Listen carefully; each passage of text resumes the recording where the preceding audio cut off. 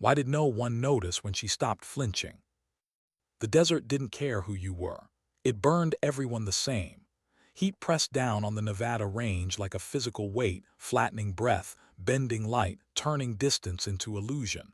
Targets a mile away shimmered and warped, as if refusing to be seen clearly. Mirage danced. Wind whispered lies. Most of the Marines lying prone on the firing line blamed the conditions. It was easier that way. She stood off to the side, quiet, holding a bucket of white paint that bit into her fingers through thin gloves. The metal handle was hot. Everything was hot. Sweat soaked through her oversized gray coveralls, fabric hanging loose on her small frame. A faded cap shadowed her face. No rank, no unit patch, just a name stitched in black thread, Riley. No one asked her opinion. No one ever did. Lieutenant Bradley Harrison missed again. The round kicked dust 10 feet left of the steel plate. He cursed loud enough for everyone to hear, yanking his head up from the scope like the rifle had personally betrayed him. Anger came easily to him. It always had. "It's the wind," he snapped, ripping his glove off with his teeth. "Meters trash. Nobody making that shot today." The recruits murmured agreement. Relief passed quietly between them. Failure shared felt lighter. Harrison's eyes landed on her. She was walking down range, boots crunching over baked earth, paint roller balanced across the bucket. Her pace was steady, unhurried, like the heat didn't rush her. "Hey," Harrison shouted. "Range girl, pick it up." She didn't look back. A few of the Marines snickered. Someone muttered something about janitor duty. Harrison smiled thinly, the kind that came from feeling taller by stepping on someone else. "Paint it bright," he added. "I want something I can actually see." She kept walking. Inside, something tightened, not fear, not anger, just a familiar weight. The same one she'd carried into villages where children stared at her like she was a ghost. The same one she felt after missions no one would ever know about. Ignored was easy, invisible was safer. She painted the steel plate clean white, strokes precise despite the heat waves bending her perception. She checked the bolts without thinking. Old habits lived deeper than memory. Behind her, Harrison laughed again. "She's probably a washout," he said loudly. "Couldn't hack it. Now she cleans up after the real shooters." Real shooters. The words passed through her without landing. She had learned long ago that ego was louder than competence, and louder things were easier to track. She turned back toward the firing line, bucket heavy, shoulders relaxed. Not one of them noticed how she glanced at the grass halfway downrange, or how her eyes traced the mirage, or how she adjusted her breathing without realizing she was doing it. They didn't know they were being watched. Not really. And none of them knew why, in 10 minutes, the sky itself was going to answer for her. What kind of person volunteers to disappear? Riley Vance had erased herself before. Not in a dramatic way, no burning files, no staged death, just quiet consent. She signed a line, handed over her insignia, and stepped sideways out of her own reputation. For 3 weeks she became background. She refilled water coolers before dawn, picked up brass that burned her fingers, scrubbed floors while listening to conversations men assumed were private. She learned who blamed equipment, who blamed teammates, who took responsibility when no one was watching. High command wanted a leader, not the loudest, not the most decorated, the one who would keep others alive. Reports lied, people performed when observed. So Riley volunteered to observe from below. She had been 27 when they asked her. Young, they said. Too young to carry the record she did. 10 years in shadows that didn't officially exist. Extreme long-range shots that never made press releases. Decisions made in seconds that echoed for years. She said yes, because she needed to know something herself. She needed to know if the world she'd bled for was still worth it. The men on the range saw a helper, a failure, a woman who didn't talk because she had nothing to say. They didn't see the way she watched fingers on triggers, didn't hear the mental notes she took when someone laughed at another man's miss, didn't feel the disappointment she swallowed when arrogance outweighed learning. Lieutenant Harrison failed every silent test. When General Sterling arrived, the air changed. A Humvee rolled up hard, dust trailing behind it like punctuation. Sterling stepped out slow, deliberate, face carved from years of consequence. His presence quieted the range without effort. Harrison snapped to attention, chest out, sweat streaking his temples. Sterling didn't waste words. "I need a shooter," he said. 1,800 yards, cold bore, first round hit. The wind shifted, as if on cue. Harrison hesitated, just long enough. Excuses came fast after that. Conditions, optics, time, calculations he hadn't mastered well enough to trust. Sterling's jaw tightened. "I don't have 10 minutes. The shot went wide. Harrison swore again, blamed the rifle. Riley stood nearby, holding a trash bag of spent casings. She tilted her head a fraction. A correction formed instinctively in her mind. Harrison saw it. Something in him snapped. "What are you looking at?" he barked, stepping into her space. He shoved her shoulder, the bag tore. Brass spilled like metallic rain. Laughter died awkwardly. No one stepped forward. "Pick it up," he told her. She didn't. Not because she was defiant. Because something else had reached its limit. Sterling rubbed his temples, tired, not angry, disappointed. "Is there really no one here who can shoot?" Riley straightened. Her voice surprised even her, calm even. "I can make the shot, sir." Silence swallowed the range whole. Why did the rifle finally feel like it belonged to her again? Harrison laughed too loud, too fast. Sterling didn't. He studied her the way you studied weather, not for show, but for truth. "Give her the rifle," he said. The words landed heavier than the weapon itself. Riley walked to the mat. No rush, no nerves. The rifle was massive against her frame, but when she settled behind it, something aligned. Muscle memory slid into place like it had been waiting. She didn't touch the wind meter. She didn't need to. She read the world instead. Grass, mirage, heat. The way the air pressed against her skin, numbers built themselves behind her eyes. Click, click, click. Breathing slowed, heart followed. The shot broke clean. Time stretched. Then the sound. Metal on metal. A center hit. No celebration, just a second round, then a third, each one stacked tighter than the last. When she stood, the world rushed back in. Harrison's face had gone pale. She didn't humiliate him, didn't raise her voice. She corrected him. Because correction was kinder than anger. Before anyone could respond, the ground began to tremble. The sound wasn't subtle, it was unmistakable. Rotors. Two matte Black Hawks crested the ridge, banking hard, coming in fast. No markings, no ceremony, just purpose. Sand exploded across the range. Operators moved like gravity pulled them toward her, protective, precise. "Viper," one of them shouted, handing her a headset. "We need you." The name rippled through the stunned Marines like a shockwave. She shed the coveralls without drama. Tactical gear waited beneath, always had. Sterling saluted. Harrison stared. Riley didn't look back at them as she climbed onto the helicopter's skid. Only once before liftoff, she glanced at Harrison. "Clean up my brass," she said.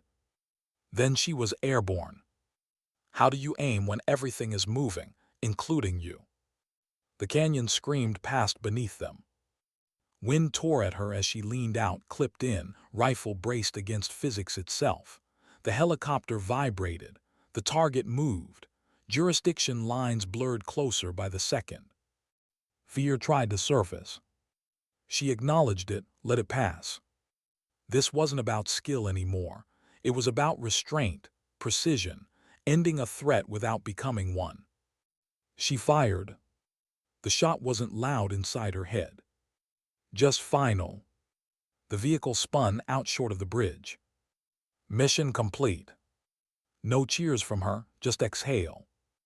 An hour later, the range looked smaller. Quieter. She stepped off the Black Hawk and handed Sterling his headset back. Target secured, she said. Harrison approached shaken. She didn't enjoy his apology. She accepted it. Because humility learned late was still better than never. She picked up her paint bucket again. Work wasn't finished. As she walked back into the heat, no one laughed. No one spoke. They watched her disappear into the mirage. And some of them understood, for the first time, that power doesn't announce itself. Sometimes dignity doesn't speak. It simply acts. Why would someone choose to stay invisible when recognition was already hers? The first thing Riley learned, back when she was still new enough to be afraid of making mistakes, was that attention distorted truth. People changed when they knew they were being watched. Voices got louder. Movements got sharper. Decisions bent toward pride instead of survival. So when High Command asked her to disappear, to trade reputation for anonymity, she understood the assignment immediately. Disappearing wasn't punishment, it was clarity. Still, that didn't make it easy. Her first morning on the range, she arrived before sunrise when the desert was still cool enough to pretend it might be merciful. She signed in under a temporary badge, civilian contractor, range support, no rank, no salutes. The guard barely glanced at her face. That stung more than she expected. She told herself it shouldn't. By mid-morning, the heat erased any lingering doubt about where she stood. She hauled water jugs until her shoulders burned, refilled coolers while Marines joked over her head, scrubbed grit out of concrete floors that would be dirty again by noon. No one asked her name. No one needed to. At first she spoke out of habit. On your left, hot brass, small courtesies drilled into her long ago, but she learned quickly that silence kept her safer. Words invited questions. Silence made her part of the furniture. And furniture heard everything.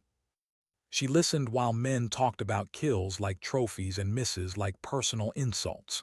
She listened to the ones who blamed wind, equipment, instructors, luck. She listened harder for the ones who blamed themselves quietly, who adjusted, who learned. Those were the ones she marked mentally, not as favorites but as possibilities. Lieutenant Harrison was impossible to miss. He dominated every conversation, every firing line, every after-action debrief. He talked over instructors. He laughed when others struggled.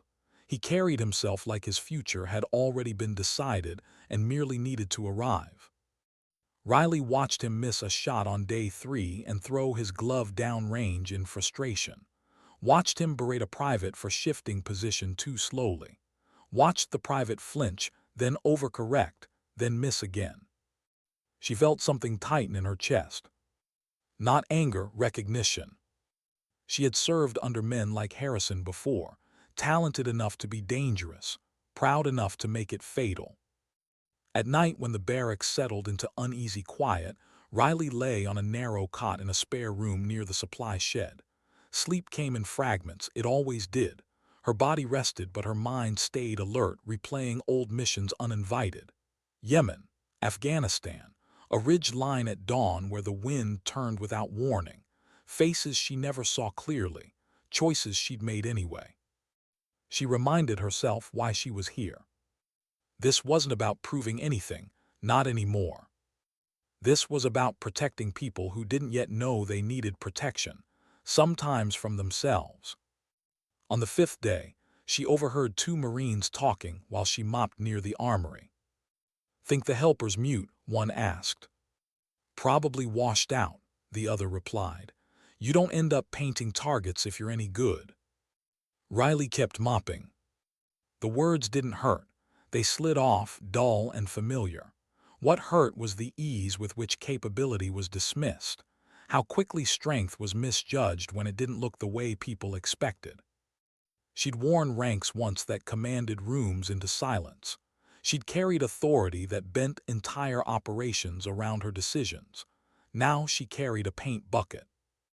And somehow that felt heavier. By the end of the second week, she'd learned the rhythms of the range. The way the wind curled low in the afternoons.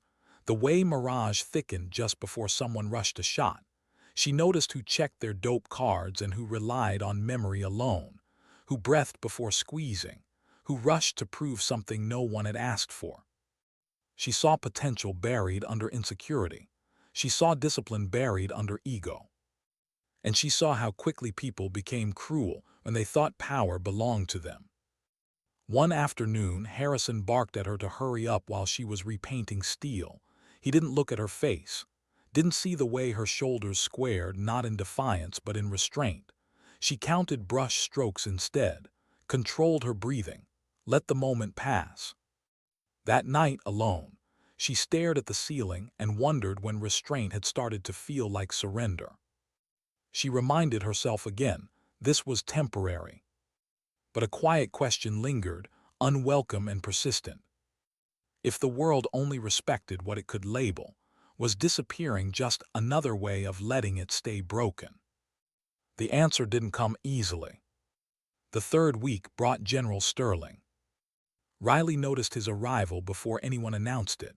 The range changed tone the way water does before a storm. Instructors straightened.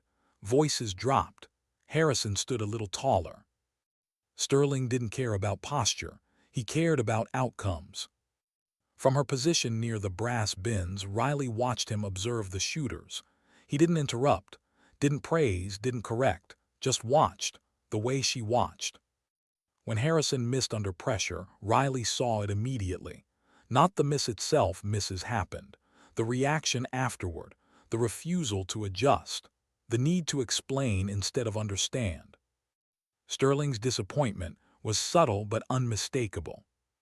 When the general asked for an impossible shot, Riley felt the moment settle into her bones. She knew the conditions, knew the numbers, knew it could be done. She also knew why it mattered who did it. Harrison failed loudly. And then he crossed a line. When he shoved her, when brass spilled and no one stepped in, something shifted inside Riley that had nothing to do with rank or pride. It was older than that, deeper. The instinct that rose when she saw injustice allowed to stand because it was inconvenient to challenge. For a split second, she considered staying silent. That was the plan, after all. But plans were meant to serve purpose, not replace it. When Sterling asked if there was no one else, Riley felt the weight of every life she'd ever protected, every lesson she'd learned the hard way. She felt the exhaustion of carrying capability without permission. She spoke, not to prove herself, to stop a mistake before it grew teeth. "I can make the shot." The words didn't shake, that surprised her. What surprised her more was the calm that followed, like a door she'd been holding shut had finally opened. As she walked toward the rifle, she understood something with quiet certainty. This wasn't the end of her invisibility. It was the test of whether it had meant anything at all. And somewhere above the range, beyond the mirage and the heat, engines were already warming, waiting for the moment when silence would no longer be enough. Why did the weight of the rifle feel lighter than the silence behind her? The moment Riley's hands touched the rifle, the world narrowed. Not dramatically, not like the movies. It didn't snap into focus with music or slow motion. It simply quieted. The heat was still there. The wind still moved. The men still stood behind her, holding their breath without realizing it. But inside her, the noise faded until only process remained. She lay down carefully, aligning her body with the weapon, not forcing it, not dominating it. She fit into the rifle's geometry the way she always had, like muscle and metal remembered each other. The Macmillan stock pressed into her shoulder, familiar, honest, heavy in the right way. Behind her, She felt the skepticism more than she heard it. Too small. Too quiet. Not one of us. She didn't resent them for it. Resentment required energy she couldn't spare. She rested her cheek against the stock and let her breathing slow. The rifle wasn't cold bore anymore, not technically, but it was close enough to demand respect. She didn't rush. Rushing was how people lied to themselves. She didn't look at the wind meter, not because she was proving a point, but because numbers without context were half-truths. She read the range instead. The grass at 500 yards bending just slightly left. The mirage boiling unevenly, thicker on the right edge of the plate. The faint shift in air pressure that brushed her cheek. Data assembled itself without effort. She adjusted the scope. Small, precise clicks, not tentative, not aggressive, confident in a way that didn't ask permission. Someone whispered behind her. She ignored it. Her heartbeat slowed, each beat landing exactly where she expected it. She thought briefly of the first long shot she'd ever taken, how her hands had trembled, how her instructor had told her that fear wasn't weakness, panic was. Fear sharpened, panic scattered. She wasn't afraid now. She was present. The trigger brake surprised no one, not even her. The rifle thundered. Recoil punched back. Dust erupted around her position. The bullet left the barrel and entered a long, patient flight, cutting through distorted air, correcting constantly, obedient to physics she had already solved. 3 seconds stretched. Then the sound. Clean metallic final. A hit. The silence afterward was heavier than the recoil. Riley stayed down, eyes still in the scope, watching the target settle. One hit was data. One hit could be luck. So she cycled the bolt. The motion was automatic, smooth. The sound clack echoed louder than it should have. She waited, let the plate swing, counted the rhythm, calculated the oscillation without conscious thought. Second shot. Another clang. This one closer to center. She heard someone inhale sharply behind her. She didn't look back. She cycled again. Third round, no rush, no theatrics, the world was still quiet. Third hit. The 3 impacts stacked so tightly, they might as well have been one. Only then did she lift her head. Riley rose to her feet slowly, brushing dust from her knees. Her movements were unhurried, almost gentle, as if she were careful not to break something fragile, the illusion that this moment was about spectacle. It was. It was about truth. She turned toward Lieutenant Harrison. His face had drained of color. The arrogance that once filled his posture had collapsed inward, leaving something smaller behind. Confusion, disbelief, a crack forming where certainty used to be. She spoke calmly, no edge, no triumph. "Your scope is zeroed fine," she said. "You're jerking the trigger, and you misread the wind by 4 miles per hour. You anticipated the recoil." She paused, not to humiliate him, but to be precise. "It's correctable." That more than the shots hurt him. Because correction implied potential, and potential implied responsibility. Harrison didn't respond. He couldn't. Behind him, the recruit stared at Riley like the desert itself had stood up and spoken. General Sterling stepped forward, eyes never leaving her. In that instant, the question he'd carried for weeks answered itself. Not just could she shoot, he'd known that already. It was how she carried authority without raising her voice, how she didn't need witnesses to validate her. Then the ground began to vibrate. At first it felt like distant thunder, low, almost imagined. Riley felt it through the soles of her boots before she heard it clearly, a deep, rhythmic thump that didn't belong to the range. Rotors. She didn't turn immediately. She didn't need to. Her body recognized the sound the way sailors recognize waves. The recruits reacted first. Heads snapped upward. Someone shouted inbound. Another stumbled backward, suddenly aware of how exposed they were. The helicopters crested the ridge fast and low, 2 of them, matte black, no markings. Their approach wasn't ceremonial, it was tactical. Nose down, speed high, rotors chewing the air into violence. The range dissolved into chaos. Sand blasted across the firing line, stinging eyes, stealing breath. Marines raised arms instinctively, shielding faces. Commands were shouted, then lost under the roar. Riley stood still. She watched the lead Black Hawk flare hard, dropping altitude with brutal precision. It touched down far closer than safety guidelines would ever recommend. The second hovered just behind it, covering. The side door slid open before the skids even settled. 4 operators hit the ground moving, not rushed, not panicked, efficient. Their weapons came up instinctively, forming a living perimeter. But they didn't move toward the general. They moved toward her. The realization rippled outward slowly, like a shockwave underwater. The operators formed a diamond around Riley, backs outward, bodies angled to shield her. One of them thrust a headset into her hands.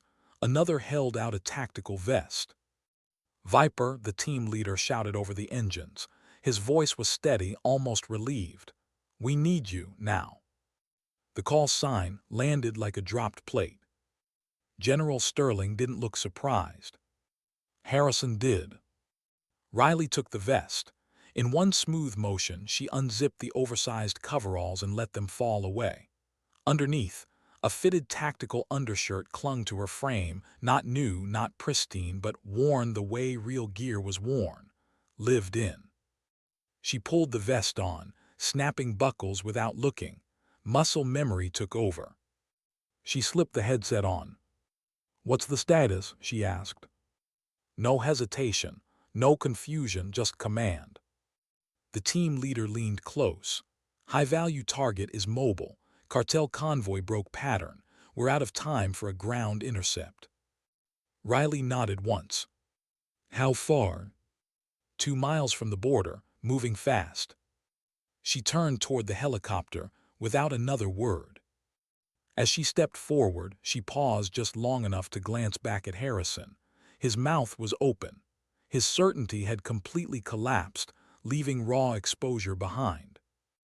"Lieutenant," she said evenly, raising her voice just enough to carry through the rotor wash. "Clean up my brass." She didn't wait for acknowledgement. She sprinted. Riley grabbed the Black Hawk's skid, muscles locking as the aircraft began to lift. An operator hauled her in. The world tilted. The ground dropped away. As the helicopter surged forward, the range shrank beneath them. A strip of scorched earth, scattered men, and one lesson arriving far too late. Riley secured herself at the open door, legs braced, rifle passed into her hands. The wind tore at her, loud and violent and familiar. Below, the desert stretched endlessly. Ahead, a mission was already moving. And somewhere deep inside her, beneath the discipline and the calm, a single quiet truth surfaced. This was never about being seen. It was about being ready when silence was no longer enough. How do you steady yourself when the ground is gone and the world won't stop moving? The first thing Riley noticed wasn't the speed. It was the noise. The helicopter didn't roar the way people expected. It screamed, a sustained, tearing sound that clawed at the edges of thought and made conversation something you felt more than heard. The Black Hawk surged forward, nose low, engines pushing hard, the desert floor blurring into an unbroken ribbon of sand and shadow beneath them. Riley sat at the open door, clipped in, boots braced against the deck. Wind slammed into her chest and shoulders, tugging at her gear like it wanted to pull her back out into the sky. Her braids snapped behind her helmet. Grit stung her eyes despite the goggles. She welcomed it. Noise was honest. Chaos didn't pretend to be fair. The pilot's voice crackled through her headset, compressed and urgent. 2 minutes to visual, terrain's tight. Canyon, going to throw turbulence. "Copy," Riley said. She checked the rifle the operator handed her. Not her usual platform, lighter, modified for aerial work, tuned for balance and rapid correction. She ran her hand over it without looking, confirming weight, feel, alignment. She didn't need perfection. She needed predictability. Across from her, one of the operators watched quietly, not with awe, with trust. That mattered more. Her heart rate stayed low, not because she forced it there, but because this was familiar territory. Not the helicopter that changed, but the state of mind. The place where decision narrowed down to necessity. Below them, the canyon walls rose fast, closing in, funneling wind into erratic currents. The helicopter shuddered as it entered, the sudden compression of air slapping against the fuselage. The pilot adjusted, hands steady on the controls. "Target vehicle in sight," he said. "Black SUV, lead of 3, speed 80." Riley leaned out, rifle resting against the edge of the door, tether taut. The world tilted as the helicopter banked. Her stomach floated, then settled. She let it. Fighting physics was wasted effort. She found the convoy quickly. 3 dark shapes threading the canyon floor, dust plumes trailing behind them like signatures. They were moving fast, hugging the terrain, counting on speed and jurisdiction to protect them. It almost would have. "If they cross the bridge, we lose them," the pilot said. 30 seconds. Riley tracked the lead vehicle. She didn't aim at it, not yet. She studied it. The way it drifted slightly left under acceleration. The subtle bounce of the suspension over uneven ground. The rhythm of its movement told her everything she needed to know. This wasn't a shot you muscled. It was a conversation with momentum. She thought briefly of the range, of steel plates swinging gently in the heat, of a bucket of white paint. The contrast felt unreal, like it belonged to another life. Her grip tightened, then loosened. She adjusted her breathing to match the helicopter's movement, inhaling on the rise, exhaling on the drop. She let the machine move her instead of fighting it. Rotor wash battered the canyon floor, dust exploding upward in chaotic bursts.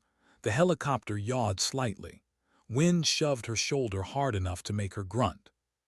"Steady," she murmured, not to the pilot, to herself. She led the target far more than instinct suggested. Accounted for speed, angle, vibration, and the invisible hand of gravity tugging everything downward. She didn't aim for the driver. She aimed for the engine block. The trigger press was smooth, continuous. No pause, no hesitation. The rifle kicked. Harder this time, the recoil amplified by open air. The sound vanished instantly into the roar of the rotors. She stayed on target. A fraction of a second later, the front tire of the SUV detonated. Rubber shredded. The vehicle jerked violently left, then right, suspension collapsing under its own momentum. It fishtailed, clipped a rock outcrop, and rolled, metal screaming as it flipped onto its side and slid to a stop less than 20 feet from the bridge. The other vehicles swerved wildly, braking hard, drivers suddenly aware that speed was no longer protection. "Target immobilized," the pilot said, voice sharp with relief. "Good hit, damn good hit." Riley pulled back inside the cabin, heart rate ticking up now that the work was done. Adrenaline arrived late, as it often did. She safed the rifle and passed it back without ceremony. Her hands shook slightly, she let them. Shaking meant she was human. It meant she hadn't crossed the line into numbness again. She closed her eyes for a brief moment and breathed. The canyon fell away behind them as the helicopter climbed. Sunlight flooded the cabin, harsh and blinding after the shadowed walls. No one spoke for a few seconds. Finally, one of the operators broke the silence. "You make that look easy." Riley didn't answer right away. She stared at the floor, watching dust vibrate with the engine's hum. "It isn't," she said quietly. "It's just practiced." An hour later, they were inbound to the range again. The desert looked different from the air, smaller, less oppressive, like a problem that had already been solved. The Black Hawk flared and touched down, rotors kicking up another storm of sand. The range appeared frozen in time, Marines still standing where they'd been left, expressions unreadable, like witnesses to something they hadn't yet processed. Riley stepped out last. She handed the headset back to the operator, unbuckled the vest, and walked toward General Sterling. Her legs felt heavier now, gravity reasserting itself. "Target secured," she said. "Suspects in custody." Sterling nodded once, sharp and proud. "Outstanding work, Commander Vance." The title settled on her shoulders with familiar weight. She hadn't missed it, but she hadn't missed the distance from it either. Behind him, Harrison stood rigid, eyes fixed on the ground. When he finally looked up, his face held something new. Not fear, understanding. He stepped forward, swallowed hard, and saluted, sloppy but sincere. "I was wrong," he said. "I'm sorry." Riley studied him for a long moment. She searched for deflection, for excuses, for the reflex to protect ego. She didn't find them. "Learn from it," she said. "That's all that matters." She turned away before gratitude or resentment could complicate the moment. She picked up the paint bucket where she'd left it. The metal handle was still hot. Some jobs, she knew, didn't end when the helicopter left. And some lessons stayed long after the dust settled. What happens after the noise fades, when no one is watching anymore? The rotors lifted away, taking the last of the thunder with them. What remained was a strange, ringing quiet, the kind that settled over places where something irreversible had just happened.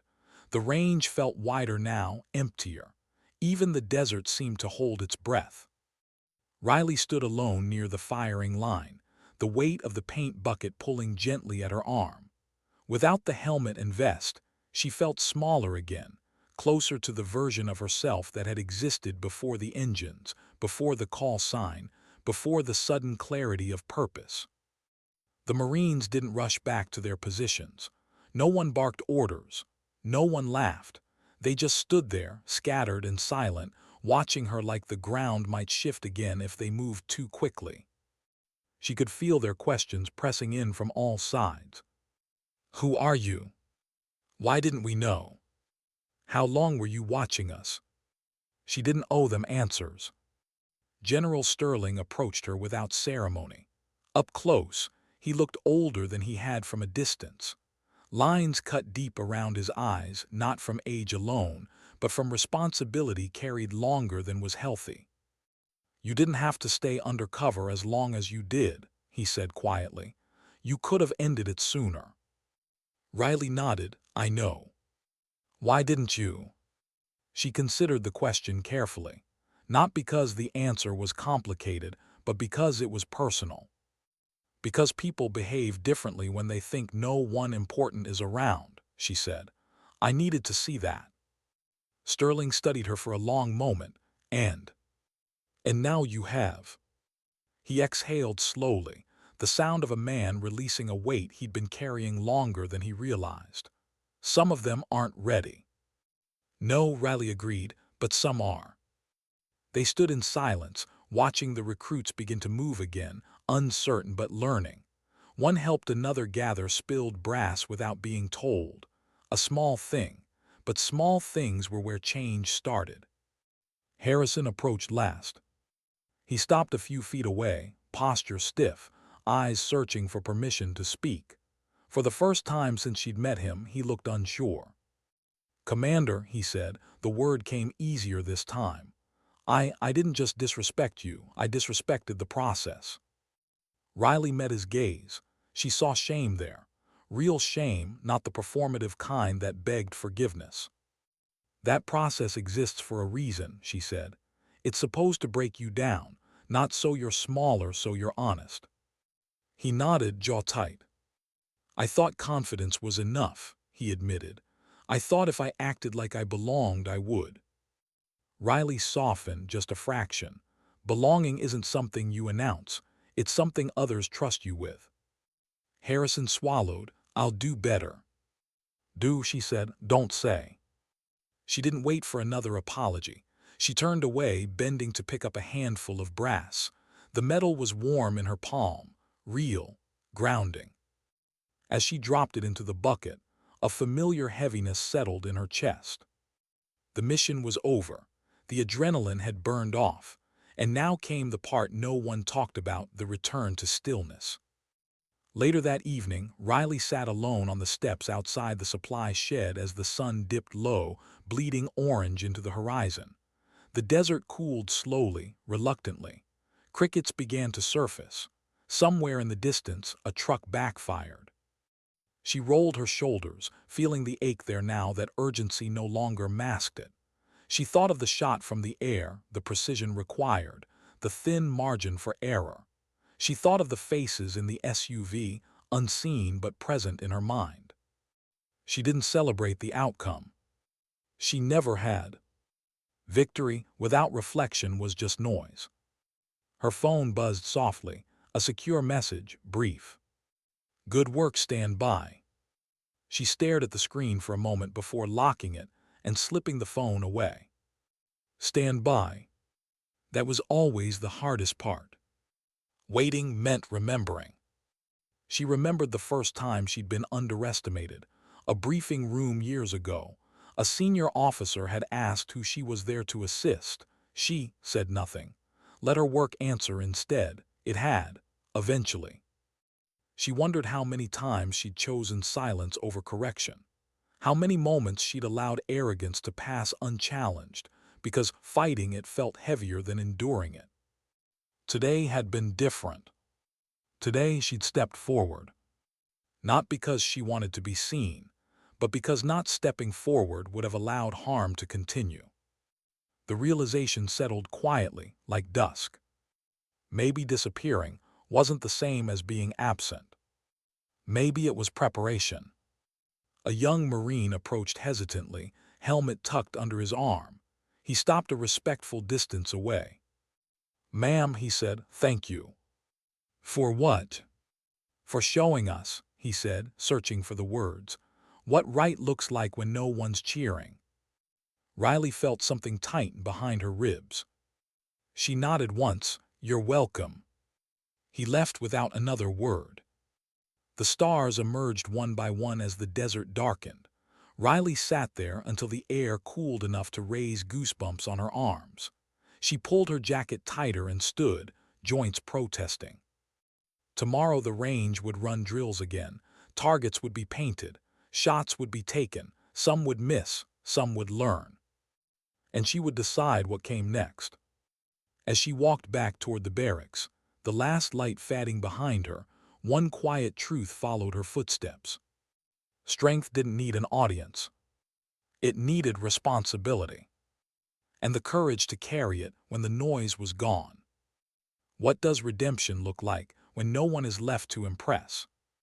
Morning came without ceremony.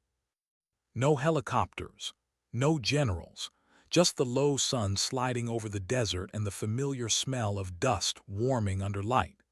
The range looked ordinary again, almost innocent, as if it hadn't been the stage for quiet reckonings the day before. Riley arrived early. Old habit. She carried the same paint bucket, the same roller. The metal handle was cool now. The air was calm, deceptive in its kindness.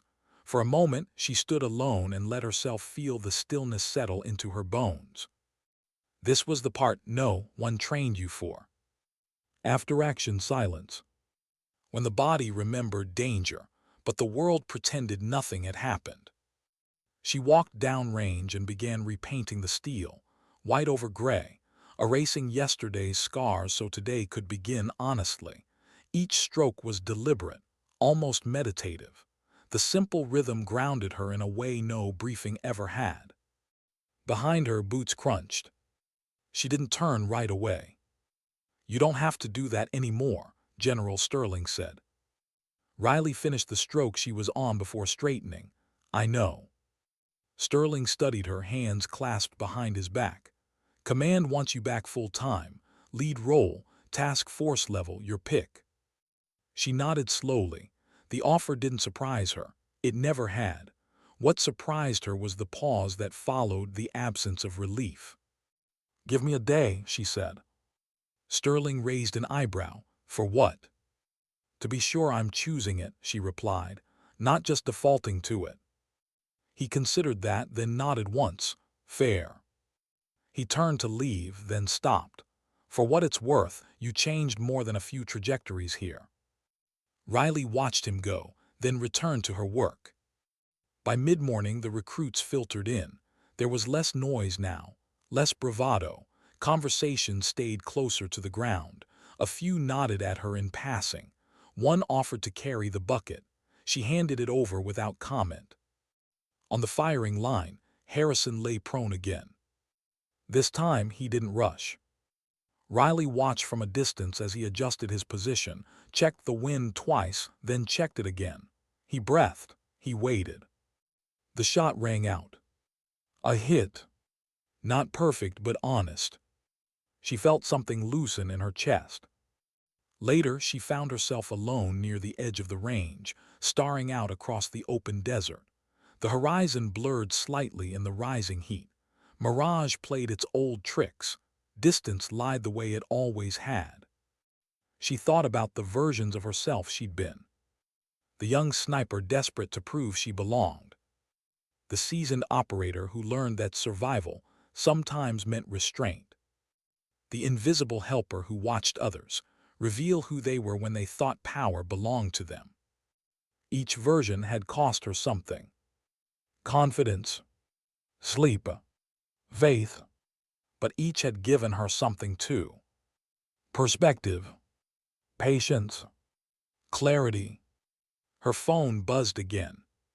Command confirming availability, assets on standby, decisions waiting. She didn't answer immediately.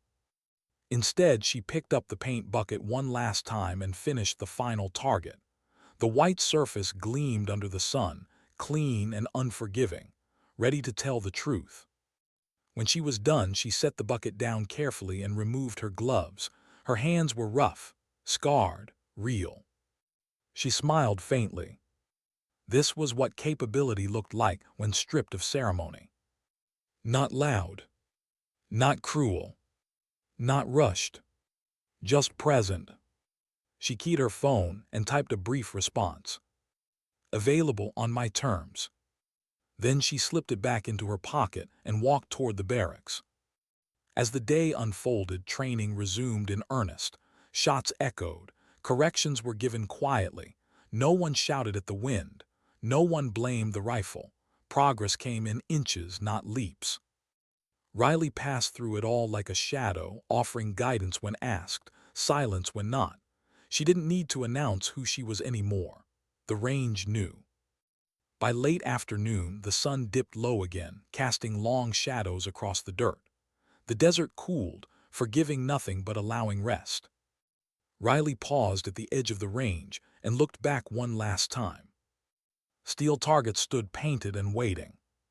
So did people. She understood now why she'd agreed to disappear. Not to humble herself. To remember what mattered. Because strength wasn't dominance. Skill wasn't noise. And leadership wasn't about being seen first. It was about stepping forward when silence became dangerous. She turned away and walked toward whatever came next, unmarked and unannounced, carrying nothing but the quiet confidence earned the hard way. And somewhere behind her, a lesson lingered in the dust. Sometimes dignity doesn't raise its voice. It doesn't demand recognition. It waits. It watches. And when the moment comes, it acts.